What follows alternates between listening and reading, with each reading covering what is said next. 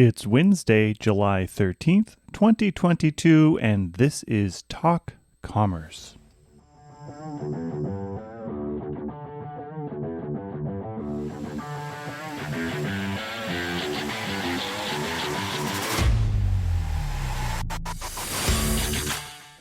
Do you want to improve your conversion rates, decrease cart abandonment, and improve your acquisition efficiency and spend? Have you ever created a customer journey? Nadav Charnilas helps us to understand and answer these questions and more. Nadav is with Namogu. Namogu helps to maximize each online journey's potential for e-commerce brands by experiencing everything through the customer's eyes. The Namogu Digital Journey Continuity Platform automatically gathers non-P2 data on customer behavior, website, product, device, and environment to give each customer what they came for and get everything else out of the way. This is a very informative interview, and I encourage you to listen and share it with your friends. And now, your free joke. I've offered my elderly neighbor $20 to try out their stair lift.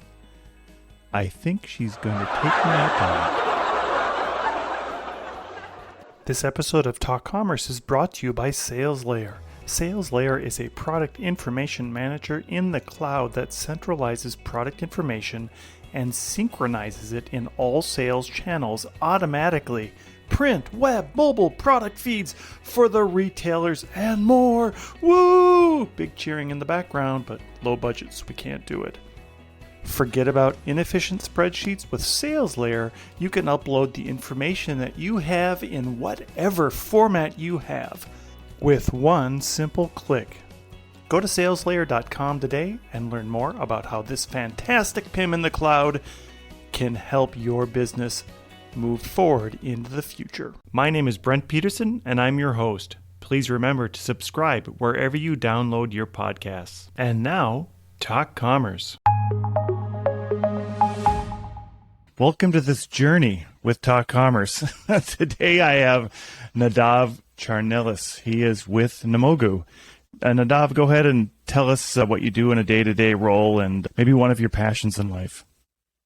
Thanks, Brent. So, like you said, my name's Nadav. I am the Director of Product Marketing here at Namogu. We're located in Aliyah in Israel. I run all the product marketing functions at Namogu, so that means all the positioning and the messaging and the sales enablement, working with product and working with sales and across all the different roles here at Namogu. So yeah, creating all the collateral around our different products. As far as a passion is, I used to be a passionate runner. I used to run like half marathons every few months, but then I had kids. Not so much anymore.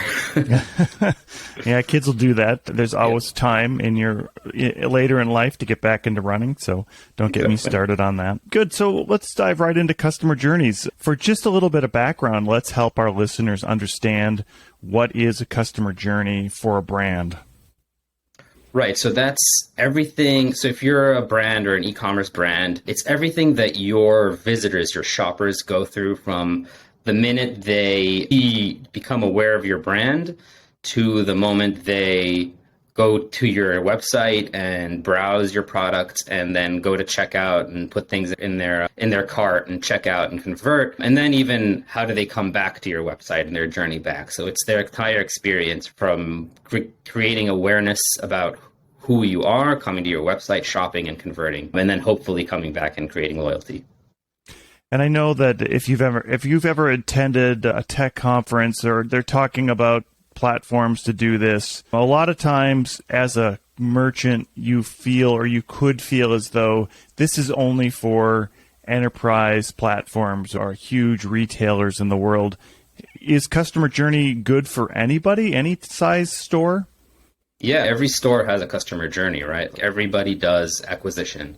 Everybody brings people into their site, and and your shoppers, they have to go through a few steps on their journey until they find the product that they want, until they realize that they trust you as a merchant, until they're ready to. So yeah, everybody has a journey, and everybody needs basically optimization of their customer journey, because customer journeys are inherently complex, no matter how big you are. Obviously, the bigger you are, the more complex it is, but the level of complexity, even for smaller stores, is immense.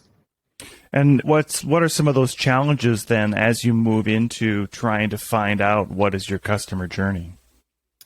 Yeah, so we at Namogu, we've actually been so we started off working with some of the world's biggest e-commerce brands. And now, as we've matured and as we've grown, we've opened up our platform to smaller brands, mid-market brands, SMBs. And what we found is that everybody in the market, in the e-commerce market, and more so mid-market and SMBs, they face, I think basically, there's a couple of segments of issues that they face. One issue is with their marketing stack. One place is that it's really hard. Everybody wants to move the needle on the KPIs in their customer journey. We even did a survey a while back of e-commerce leaders, and we saw that e-commerce managers, marketers, 75% of them have tools and data at their disposal, but they still struggle to put it all together to act on their customer journey. They have a hard time maintaining that data stack and that marketing stack. They have to work with a bunch of different functions in their organization. Sometimes they're not always aligned in priorities. It takes a long time. And even when those things are set up, those tools kind of work in silos. They don't roar in the same direction. They all roar in the different direction. So it's really hard to align those tools around their segments and the messaging, and it creates problems. It creates a very hard experience in actually moving KPIs in the direction that you want to move. And then the other set of problems is what every e-commerce manager or whatever marketer at an e-commerce company wants to do, which is improve conversion rates, decrease abandonment rates, improve their acquisition efficiency and spend, create brand loyalty and get people engaged and coming back. And what do you do? What are the tactics that you use? What's the data that you use? What are the segments that you use to move those KPIs in the right direction? And beyond that, there's a slew of other problems, right? So there's privacy issues now with GDPR coming up. Or GDPR existing and a cookieless world coming up, and issues around all of that, which makes it difficult to use the data that we've all been used to using. There's testing issues, and I think pretty ubiquitous around every e-commerce brand is there's a blind spots in the customer journey. So we don't know what we don't know that's going on in the customer journey. It's hard for us to see what our customers see within the journey. Yeah, so I think the 2 points or the two main points you talked about, the moving the KPIs, improving conversion, things like that. The first part of that is there is a myriad of data, and how can you help your marketing professional or marketing manager harness some of that data and put it into a place where you can actually do something with it. So that's why we created at Namogu, why we created something we're calling the customer journey operating system. And the way you can think about it is, if you think about your computer, you've got a bunch of apps on there, but you really couldn't use them and take advantage of them if you didn't have an operating system. You'd have to know the code or know which code to go to, or it'd be very difficult and complex. And that's why Microsoft and Apple, they created operating systems. So you can have one place to go and you can use all your different apps, right? So if you think about the customer journey, it's very similar, both whether you're thinking about the different data points that you need to use and all the different tools that you want to use across analytics tools and personalization tools and customer communication tools and all these different tools that exist in silos. You want one place to go where you can activate all these different things. So that's what customer journey operating system does. It brings in all the data points, all the events and segments that you as an e-commerce manager have on your site. It standardizes the data for you, so it's all defined in the same place. And it lets you activate those different data points across your different tools, whether within CJOS, which is what we call a customer journey operating system, or across your own tools. So whether it's Google ads or Facebook ads, or something like a dynamic yield, you can use your tools with the data that's already centralized and standardized within CJO. And that data is also based on, like I said, Namogu's experience with e-commerce, right? So these data points are proprietary data points that are pretty unique, right? So there are things like your shopper that comes to your site. What device are they using? What's their internet connection strength?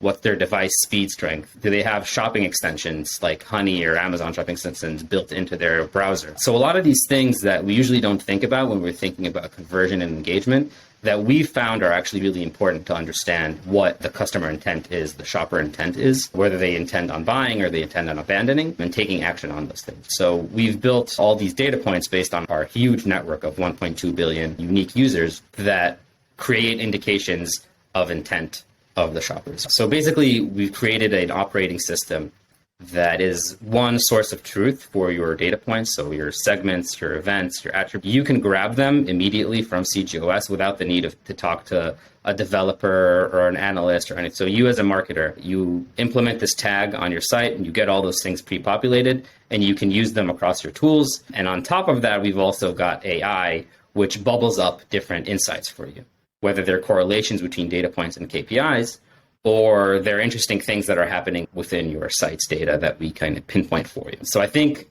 to your question, it's a long-winded way of getting to your question. We make working on that data and moving the needle and understanding what's important and working across your tools much easier than it was before and much more impactful. So you can actually see the things that really make a difference for understanding when a user is intending on purchasing or when a user is intending on abandoning or anything else that you'd like to know about your shoppers.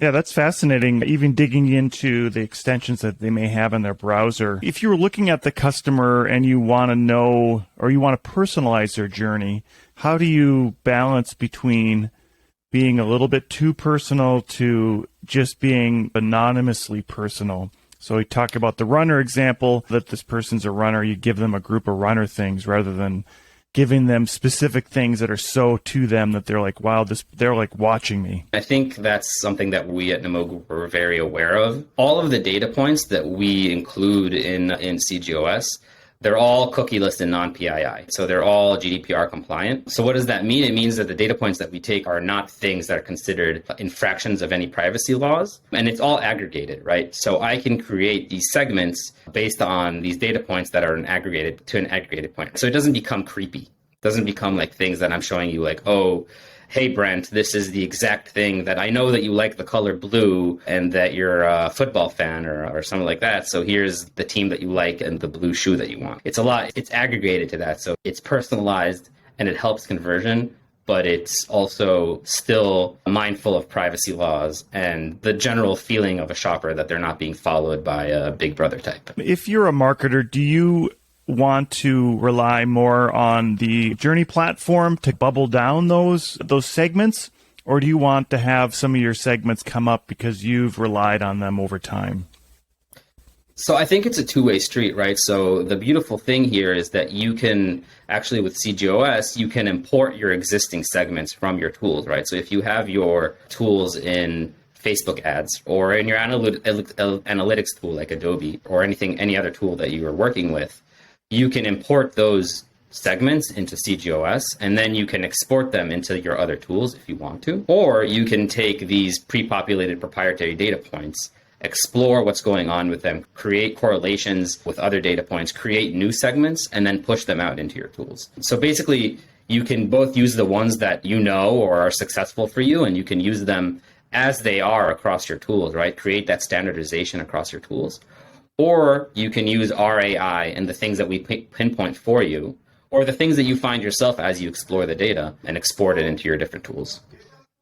And do you think that a lot of times marketers get caught up or get caught in what they've had in the past, and let's just continue with that without analyzing, looking what is new out there and taking some of that new data in and maybe creating new segments? Definitely. I think I, as a marketer, can say that I've fallen into that. I've got my same segments that I've always created based on data points that I've always used, and I try to use them again and again. And then the problem with that can be trying the same thing over and over again without working is usually not going to be successful. And also trying to share these segments across tools is also usually unsuccessful because you have to redefine them, and they're defined differently across your tools. So I think both having a tool that kind of pinpoints for you the interesting things that are happening gives you points of data that are new that you haven't used before, and that a company like Namogu, with the massive network that it has, knows are impactful for e-commerce brands. And then being able to use that in a standardized way across your tools can be extremely impactful.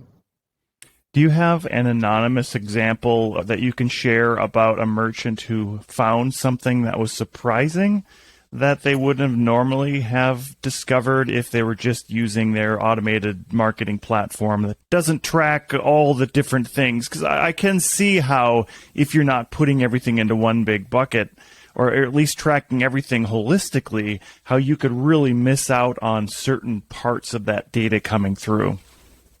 Yeah, I can think of There's a few examples. I'm trying to think about which one would be probably the best one to use. I think one of the interesting data points that we have is, does the visitor have ad blocker on, right? And ad blockers can be a pain for marketers for a lot of different reasons. One can be, you can be targeting your campaign you can be targeting like a Google Ads campaign or whatever type of ad campaign at shoppers with an ad blocker. And then you're basically spending money on somebody who's never going to see your ad. Or you're running A/B tests on an ad, and that kind of muddies up your data. So we've had merchants out there that have used that data point to block out those ad blocker shoppers and improve their spend efficiency, right? Their acquisition efficiency, or to improve their A/B testing ability. And that same goes, another data point that we have is the user in incognito mode. So that can be also that can tell you a lot about that user. That user is interested in privacy. They don't want, maybe they don't want to answer all kinds of questions that you want to ask them. So you might want to change the way you have forms for them or the different type of messaging that you show them. Another type of data point that we have is a weather data point. The shopper in the general area where they are, like, what's the weather? And we found that for different products, the weather can affect their conversion rate. So you can see in real time, by the way, all the data points are in real time and they perform in real time, what the weather is like for that shopper, and provide them with a different offering. So if you're selling hats and you know that it's sunny, then maybe that's the time to create ads for your hats at that time. Or if you know that there's rain, maybe that's a time to offer free shipping or a free delivery. If you're sending out food, maybe people don't want to leave the house. So these things will let you do a lot of personalization in real time with data points that in the research that we've done, is not something that most marketers use. Yeah, that is really good. So just jumping back into cookieless and maybe the iOS 14 privacy things that have come up, it sounds like a lot of the things that you're doing are naturally things that aren't going to be tied directly to some user's account, so you can anonymize this quite a bit. Talk about the challenges that now merchants have who, say, relied on Facebook ads for all their income, and how that has really been hindered through some of the changes in privacy that have happened. Yeah, so as we all know, that's been a huge challenge for marketers, and I think we're going towards a world where cookies become less and less available or across different platforms, whether it's Facebook or anything else. So it's becoming harder and harder to personalize messaging and ads, and even the actual user experience on your own, using the traditional means that we've always used as marketers or e-commerce managers. And that's really why one of the reasons we created this solution is we have the ability to both anonymize and aggregate our data. And it's all cookieless, right? We don't use cookies. It's all session-based data that is completely in line with GDPR and privacy regulations. Just as a privacy thing, though, for abandoned carts, in order for you to know that someone has abandoned a cart, they have to be logged in. You have to know something about them to be able to target them, to tell them, hey, this was in your cart. Or can you know that they've come back again? That's a great question. In our product, that still works if you're anonymous. So in most solutions, yes, you need to know that they're registered, or you need to know who they are and collect that personal data. In our solution, because it's session-based, it's anonymous. Again, now, if that user is registered, obviously you're probably going to have that data. And you can, by the way, you can import that data into CGOS if you choose to. If you're a vendor, if you're a merchant and you're one of our customers and you want to import the data that you have, that personal data that you have into CGOS, that's up to you. It's completely customizable. But the data that we provide that's auto-populated within CGOS, none of that it's all cookieless, it's all anonymized. And we can, because it's session-based, we can see things like cart abandonment, even if you're not registered. Right, and you can target them again when they come back to your site. Okay. Yep. Do you see, I think I see Apple pushing towards this really, really private world, and maybe Google going the other way. Do you see trends from the big tech companies wanting to push one way or the other? I think everybody's going in this direction. I think Apple and Google are setting the scene, and I personally don't see anybody going in a different direction. And even this, and And I think for the world, it's a good thing, right? Nobody, even we e-commerce, even we marketers, e-commerce professionals, we don't want to be tracked either. And nobody wants to feel like they're being tracked on a personal level. And that's why I think solutions that aggregate and provide you the ability to personalize without kind of fracking on people's privacy or GDPR regulations is really important. And it's something that's going to become more and more important as the years go by and as vendors like Apple and Google become more and more privacy focused. Do you think there's a way of ever getting around the fact that you've looked at, let's say, a running shoe store, and then for the next 2 weeks, all you get is targeted display ads for running shoe stores? Or for myself, I get umpteen million Adobe ads because I'm on the Adobe website. Yeah, I get the same thing. As a product marketer, I do a lot of competitive research, and then I get followed around by every competitor that we have. I get their ads. I think as cookies become less and less available, that's probably going to happen less, but there'll probably be different solutions that are, I assume, less obtrusive into your privacy, right? So there'll probably be different solutions that are aggregated and put you into different groups that kind of try to predict whether you belong to a group that is going to convert for brand X and brand Y, but it'll probably be a little less intrusive than it is right now. Is there a way to get around it? Yeah, if you use incognito mode in everything you do, if you don't use WhatsApp and you stay off that kind of platform, you're probably gonna get targeted a little bit less. But today, in like a world with cookies, it's still going to happen. Yeah, and I guess I was going down the path with this question to lead into, is there a better customer journey, or does a customer journey platform in general kind of alert merchants to say, hey, dial down the creepiness factor? I think it does allow it. So it allows you to be efficient with your target. It allows you to actually give your shoppers a personalized and relevant experience that's better within their customer journey. It allows you to remove blockers from your customer journey, which is a huge problem for a lot of vendors, without being like super privacy creepy, without following people around with ads all over the place, but still targeting them when it's relevant. A lot of times, even with the way things are now with a lot of cookies, the targeting that you get just doesn't seem relevant, right? Like it's not at the right time. It's not like, it doesn't talk to what you really want. It's just dumb and rule based. It's, oh, you visited our site, so now you're going to get this ad for the next 150 years, wherever you go, which is inefficient for everybody. Like the customer ends up hating it because they get inundated with ads that aren't relevant for them. And for you, the merchant, you're just spending a lot of time on ads. And that's why solutions, AI-based solutions like ours, we have a prediction engine that can predict when a shopper intends on purchasing, when they intend on abandoning. And you can create different segments based on the different data points that we do that make it really smart. And you can target in real time shoppers or prospective shoppers with targeted ads that make sense for them at the time, instead of the blackening their sky with ads wherever they go. What if you had some advice to give to a smaller merchant, or even as they move into maybe medium-sized merchants, how would you tell them to start looking at or analyzing their customer journey? I think the important part is understanding like what are the KPIs that are really important to you, right? There are vanity KPIs and there are KPIs that are really important to you. What are the things that are really affecting your bottom line? Is it conversion rate?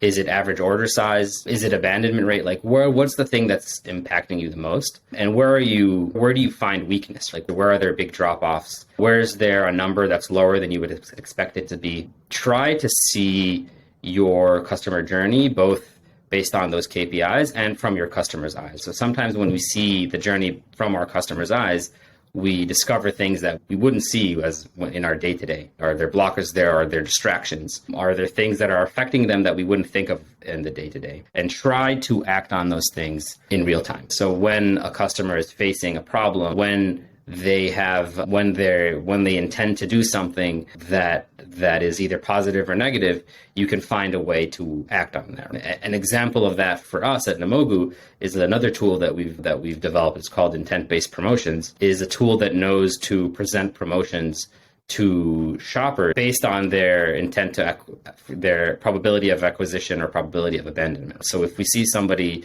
that has a high probability of abandonment, maybe at that point we'll show them a promotion of X% off. Or if we see somebody that has a high probability to purchase, then we might show them a lower promotion, or we might not show them a promotion at all, even if there's, in other cases, you'd have a site-wide promotion that they see. So solutions like that kind of save you margins, aren't like a one-size-fits-all solution. I think that makes sense for mid-market and smaller brands, right? Because it really helps you be efficient and get the most out of each shopper that comes to your site. How about the idea of reducing friction across the entire journey? How much importance do you put on that? That's basically how we started at Namogu. The original product that we developed was something called customer hijacking prevention. And that was, there's something called ad injections that come into e-commerce sites. It's unauthorized ads from competitors or from other brands. And sometimes they'll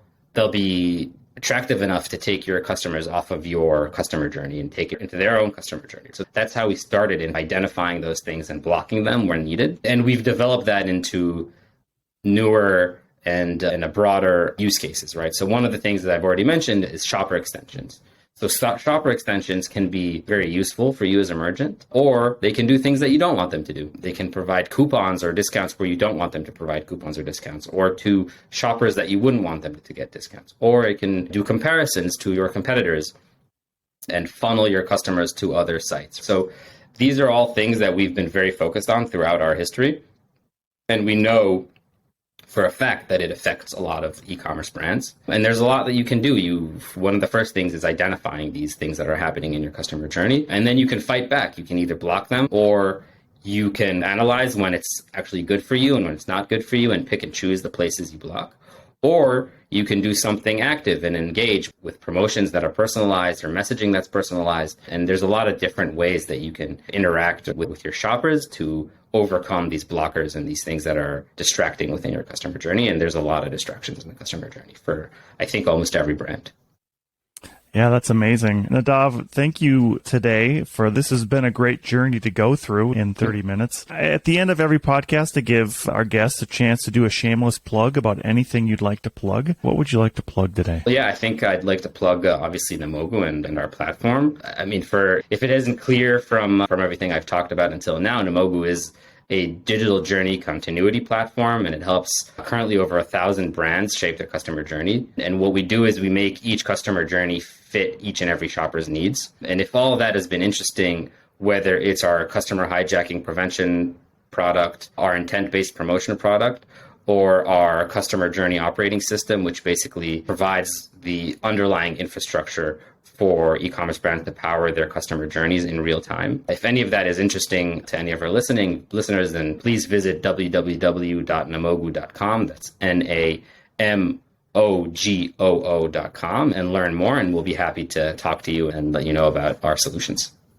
All right, first thing then, where did the name Namogu come from? I actually recently found out. So Namogu comes from a Hebrew word. Namogu basically means in Hebrew is a plural of they went away, they disappeared. So basically the solution was for your shoppers that disappeared because they were taken away because of ad injections or because of shopper extensions and things like that. They went away, they disappeared to your competitors. So that's the word in Hebrew, it's Namogu. That's great. And what is the best size merchant then, or what would you like to speak to anybody, or is there a good fit for your platform? Yeah, we speak to SMBs all the way up to enterprise customers. If you're a very small brand, the solution, you might not have as much value from the brand because you might not see as much of these interruptions or these things that are coming up. But if you've grown and you're already like an SMB, you have some activity on your site, you have some orders, things like that, around 1,000 orders a month, then you can already start to see value from these products, and we'd be happy to talk to you. Yeah, and I always say in marketing, you don't get any good marketing until you have some data to analyze to see what that's going to happen. So you can always speculate, but having actual data and volume there is always a great thing to have. Yeah. Our data is based both on our, like I mentioned, our huge network of 1.2 billion unique users, but also it learns as it's implemented on your site. And the more data you have, obviously, the faster it learns and the more accurate it becomes. Nadav, thank you so much for being here. Thanks for staying up late and coming on the show today. And I appreciate it. Thank you. Thank you so much, Brent. And thanks, everybody, for listening. Thank you again for listening. My name is Brent Peterson, and it has been a pleasure to be your host today. please sign up for our newsletter platforms at talk-commerce.com. Rate and subscribe to Talk Commerce wherever you download your podcasts. New shows out every week.